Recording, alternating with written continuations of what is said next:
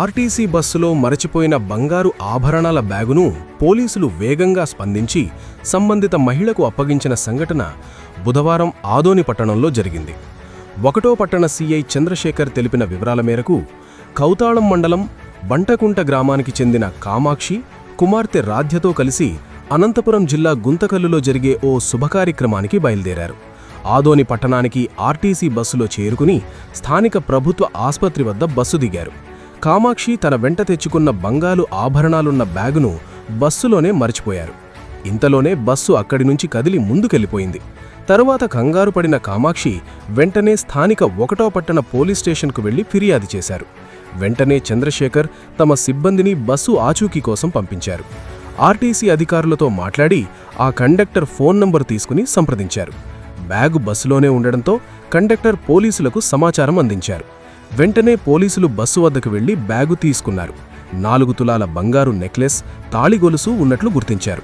ఆ తరువాత బాధితురాలు కామాక్షికి సీఐ చంద్రశేఖర్ బంగారు ఆభరణాలతో కూడిన బ్యాగు అందజేశారు. వేగంగా స్పందించిన ఆదోని 1 టౌన్ సీఐ చంద్రశేఖర్ మరియు పోలీసు సిబ్బందిపై సామాజిక మాధ్యమాల్లో ప్రజలు ప్రశంసలు కురిపిస్తున్నారు. ఈ అమ్మాయి కామాక్షి అనేసి కౌతాళము, కామాక్షి అనేసి అమ్మాయి కౌతాళం నుంచి గుంతకల్లు పోతున్నది.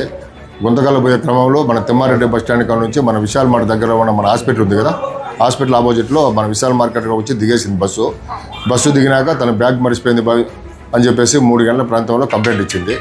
ఇమ్మీడియట్గా మేము వెంటనే పోలీసు వాళ్ళని పంపించాము. పోలీసు వాళ్ళని పంపిస్తే బస్సు కండక్టర్ వండుకొని గడ్డం పెట్టుకుంటాడని చెప్తే ఆ పోయి బస్సులన్నీ చెక్ చేయగా ఆ బస్సులో కండక్టర్ ఉన్నాడు. ఆ కండక్టర్ని అడిగితే ఆ గడ్డం పెట్టుకున్న కండక్టర్ని గుర్తించి అడిగిన వెంటనే అతను బ్యాగ్ ఇచ్చాడు.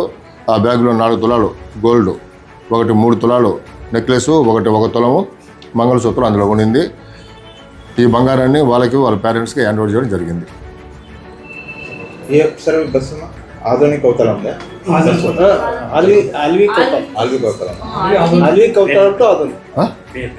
అమ్మాయి పేరు కామాక్షి కౌతాళం చెందిన అమ్మాయి.